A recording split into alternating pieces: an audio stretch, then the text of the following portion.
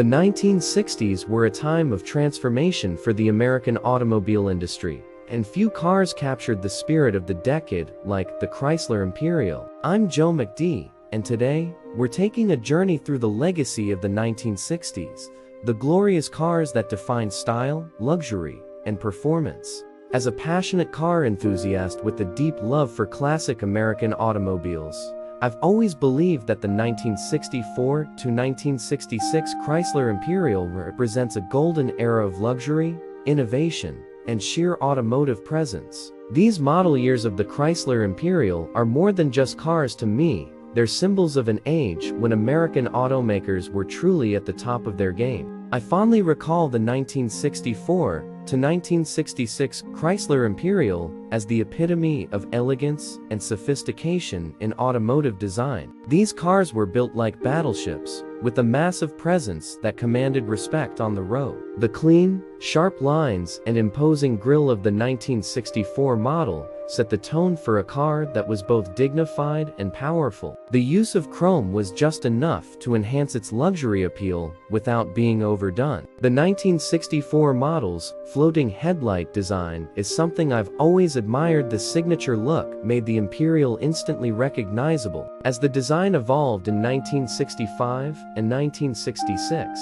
subtle refinements like the introduction of a split grille in 1965 gave the car a more contemporary look while still maintaining its stately demeanor. When it comes to performance, the Chrysler Imperial from these years is smooth and powerful, thanks to its robust V8 engines. The 413 cubic inch V8 engine was standard, and it provided more than enough power to move this hefty vehicle with ease. Driving an Imperial is like gliding on a cloud. The sophisticated suspension system absorbs road imperfections effortlessly. One of the things I appreciate most about these cars is the engineering marvels of the time, such as the TorqueFlite automatic transmission. It was ahead of its time in terms of smoothness and reliability. These Imperials were some of the most advanced luxury cars on the road, with features like power windows, power seats, and even automatic climate control. State-of-the-art innovations back then. Stepping inside a 1964 to 1966 Chrysler Imperial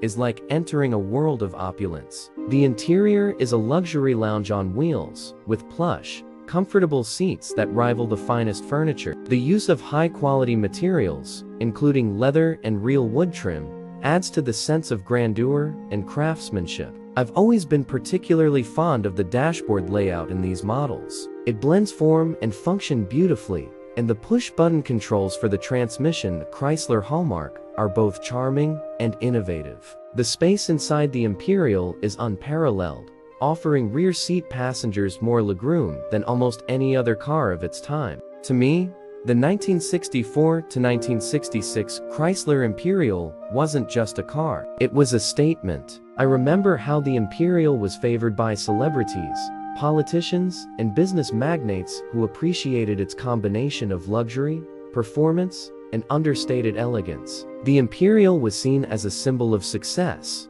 a car for those who had truly made it in life. I believe that these model years of the Imperial hold a special place in automotive history. They represent the peak of Chrysler's ambition to compete with Cadillac and Lincoln in the luxury market. Although the Imperial brand may no longer exist, its legacy lives on in the memories of those who admired and owned these majestic vehicles. In my view, the 1964 to 1966 Chrysler Imperial is more than just a classic car. It's a timeless piece of American automotive artistry. From its bold design and powerful performance to its luxurious interior and cultural significance, the Imperial from this era continues to captivate car enthusiasts and collectors alike. My passion for these cars is evident in the way I talk about them, not just as vehicles, but as icons of an era when American cars were truly exceptional. If you enjoyed this trip down memory lane, make sure to hit that subscribe button for more stories from the golden age of American automobiles. And as always, keep the spirit of the open road alive.